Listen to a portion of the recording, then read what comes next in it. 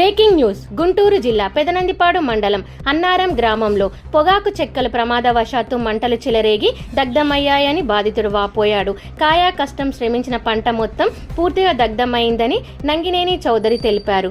స్థానికులు గమనించి మంటలు ఆర్పేందుకు ప్రయత్నాలు చేయగా అదుపులో లేకపోవడంతో చిలకలూరుపేట నుండి అగ్నిమాపక శాఖ వచ్చి మంటలను ఆర్పివేశారు. సుమారు 5 లక్షల నష్టం ఉంటుందని బాధితుడు తెలిపారు.